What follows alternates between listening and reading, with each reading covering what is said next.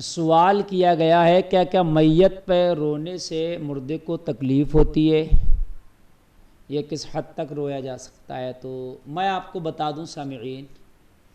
انتقال اگر ہو جائے تو اگر کوئی عزیز ہے تو اس حد تک تو اجازت ہے کہ آنسو نکل آئیں اس کی غم یا اس کی جدائی میں، لیکن بیان کر کر کے رونا، باویلا کرنا اور رونے میں ہاتھ پیر پھینکنا،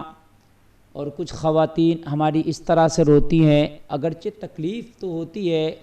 ایک بندے کی جدائی ہوتی ہے، غم کا ماحول ہوتا ہے کہ ان کے دوپٹے بھی ان کے جسموں سے الگ ہٹ جاتے ہیں، اس طرح کا رونا جائز نہیں ہے، اور اس طرح کے رونے سے، بیان کر کے رونے سے مردے کو بھی تکلیف ہوتی ہے۔ ایسے وقت میں کلمہ شریف وغیرہ پڑھتے رہیں، برد زبان رکھیں اور ایسے رونے سے گریز کریں۔ ہاں،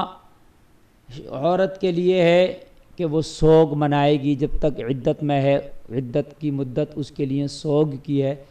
لیکن اس میں بھی اس طرح سے رو کر نہیں ہے، وہ اس کا سوگ ایک خاموشی کے ساتھ ہے۔ ایسے ہی اگر کہیں انتقال ہو جائے تو عام لوگوں کو اس کا خاص خیال رکھنا چاہیے، جیسے میت کا چہرہ دیکھنے کے لیے اس کے گھر میں لوگ جاتے ہیں، مہمان وغیرہ، تو اس کے گھر کی جو خواتین ہوتی ہیں مرنے والے کی، وہ رو دھو رہی ہوتی ہیں اور ان کے دوپٹے بھی ٹھیک سے ان کے سروں پر یا ان کے جسموں پہ نہیں ہوتے،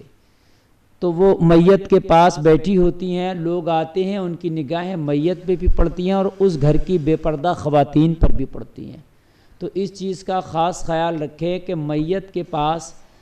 بے پردہ خواتین نہ بیٹھیں، چونکہ دوسرے لوگ جو دیکھنے کے لیے آتے ہیں وہ ان عورتوں کی بے پردگی ہوتی ہے، اور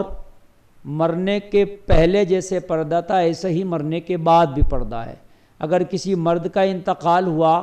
تو اس مرد سے مرنے سے پہلے جن جن عورتوں کا پردہ تھا وہ مرنے کے بعد بھی اس کا چہرہ نہ دیکھیں، اور اور کسی عورت کا اگر انتقال ہو گیا تو مردوں کو چاہیے کہ وہ عورت اپنی زندگی میں جن جن لوگوں سے پردہ کرتی تھی اب مرنے کے بعد بھی ان مردوں کو چاہیے کہ اس کا چہرہ نہ دیکھیں۔